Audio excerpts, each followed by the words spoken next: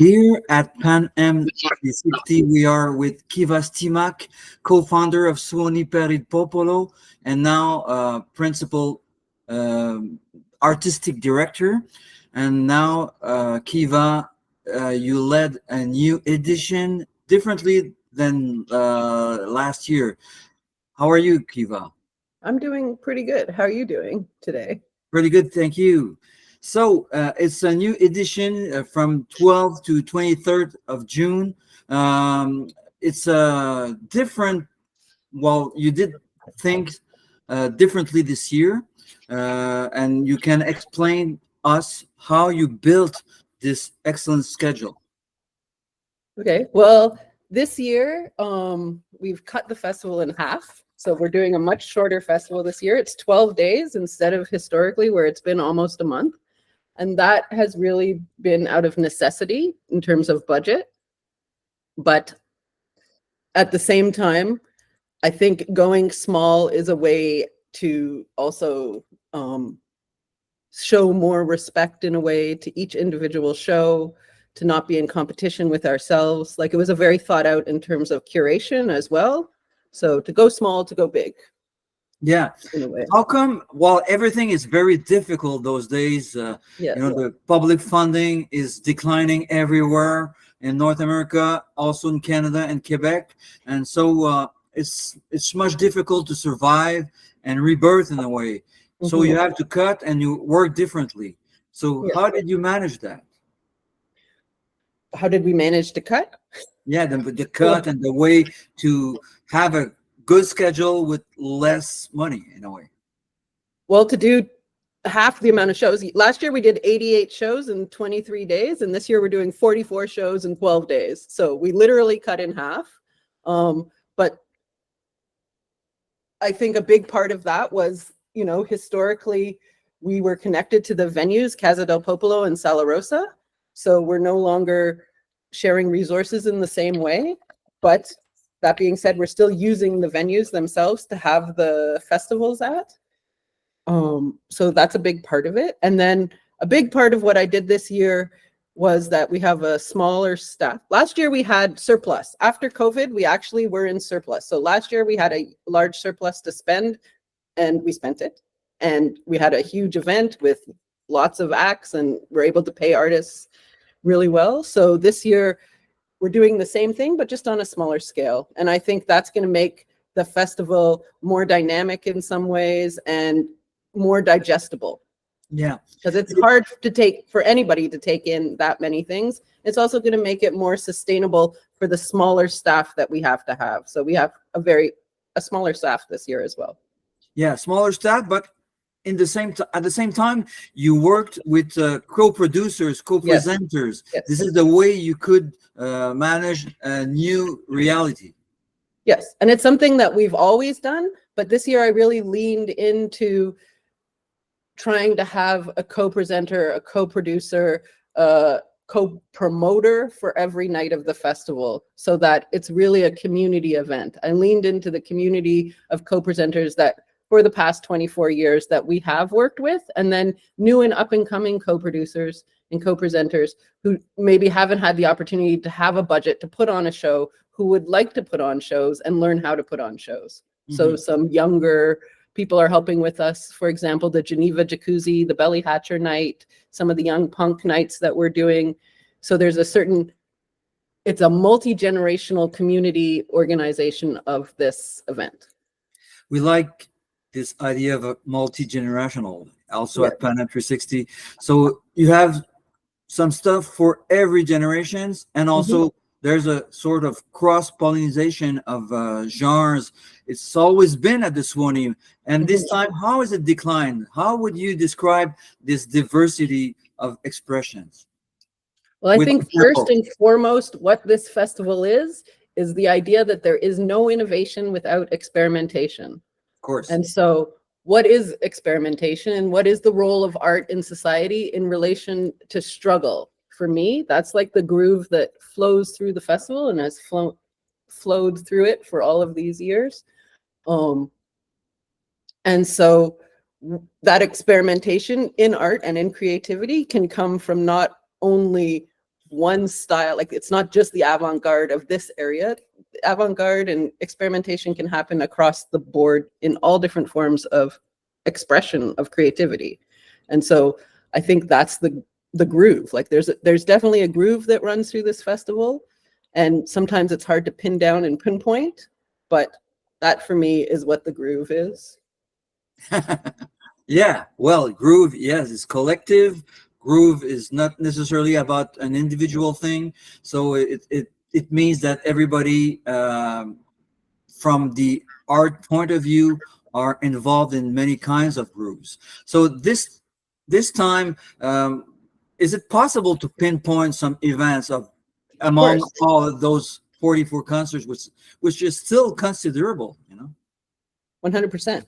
A 12-day festival is still a thing. I don't actually understand how we did a month-long festival in the past. Like we wore ourselves out. And so looking forward to the next 25 years, I'm trying to build something that's sustainable and a path for me as an elder out into something else, and that hopefully it can continue on for generations to come, or it can become something else if it needs to.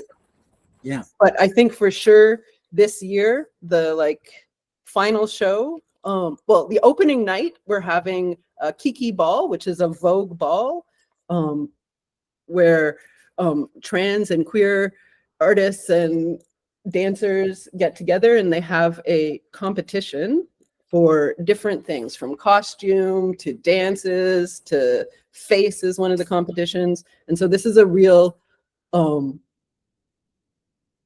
artistic creative act that came out of a certain culture for the culture. And this is done by a younger generation. A Kiki Ball is usually a ball that's done for the youth, and it's in the theme of Cats the musical this year.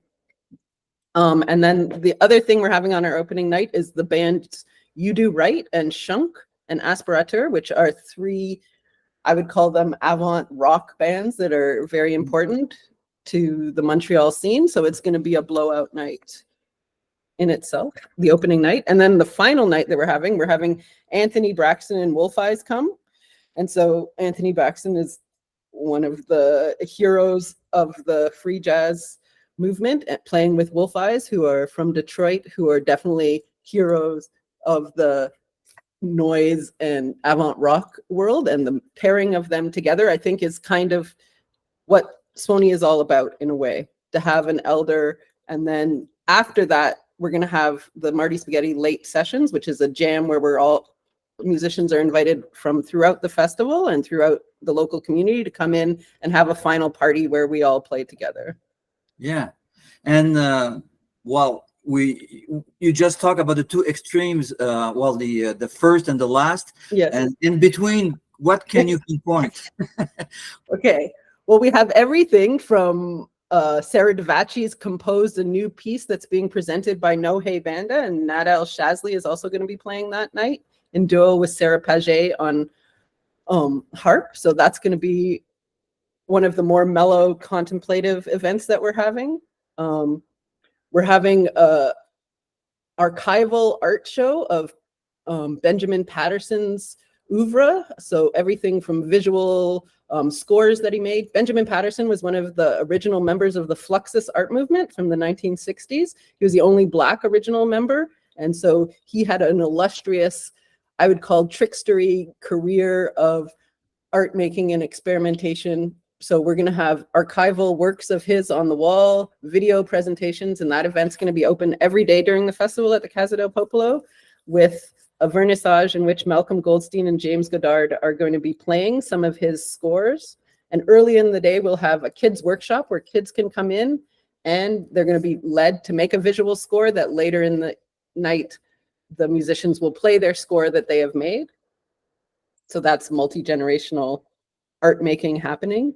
We're also at one point in his life in the 1990s, he did an event called Ben at the Bar. So where he invented cocktails. So we're going to have Benjamin Patterson themed cocktails as well. So, and a drink and draw happening at the bar that night. Erika Angell and Sarah Rossi are going to be presenting a night of video works with music. I mean, I could go on. Like every night is fire this year's event. And every night I've curated in a way so that there's something from different communities of music making. So there'll be a punk show, a jazz show, and a noise show in one night, so that hopefully they're not in competition with each other. But also, if you have big ears, if you're someone who likes all different genres of music, you could buy a $45 day pass this year, and it will get you entrance into all 3 shows. Yeah. So one thing is very interesting at the Suoni, because the prices are low. If you compare that with the average of prices to attend concerts in Montreal and Quebec and Canada, it's low. So it's a choice you've made. Yes, we're trying to keep things accessible, but we also recognize that we're working within a capitalist system. Even though there's grant money getting in, a lot of what makes our budget happen is ticket sales. So we do have to sell tickets. It is part of what we have to do, but we try and make shows as accessible as we can, even with inflation. Would you maintain this 44 concerts concept next year in the following years, or it's just this year and you will think after? I think a 2-week festival is about what I would like to do moving forward. That being said, next year is our 25th anniversary. So we actually have some surprises and blowout kind of crazy things that we're going to do next year. So next year is probably going to be different than the following years. But I think a 12 to 14-day festival is about where I want to sit. What would be the difference between Suoni Per Il Popolo and other avant-garde festivals in Canada that gathers noise, electronics, free jazz, etc.? We know Victo, we know Guelph, we know a few others in Canada, but Suoni is very specific. In what way for you? Well, I haven't been, I started this thing 24 years ago, and I was the person who stayed here and was in the, and my partner was the one touring the world, going to all the other the festivals. So I can't tell you what's different about ours compared to the other ones, but I can tell you what we've tried to be, and we were trying to build all these years. And I think it was a safe and loving place for people to come and land that felt like home, that there's a hot cooked meal when you show up, that there's, a comfortable stage and friendly folks that make sure that the audience, that our venues have always been very small. So that forces not only the kind of musicians we can present, but the rooms in which we're trying to present them, we were hoping to build with warmth and love. Excellent. Not that other festivals don't have those things, but I think that's really that we were inviting people to not only put on shows, but come break bread and groove with us.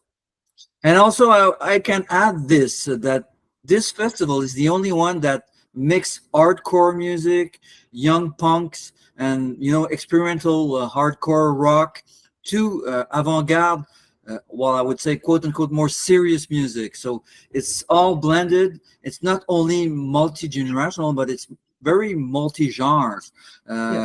Well, every festival are more multi-genre, but this one mixes some very popular forms of punk, for example, and also avant-garde, more intellectual. So you have also the gut feeling and also the cerebral approach, I would say. 100%. There's so many different ways to make sound and create in the world that I think a big part of it, and I think part of my generation and where I came from, was out of the punk and the DIY music movement for sure.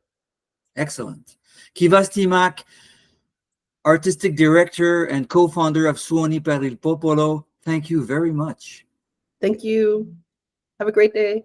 Have a great day.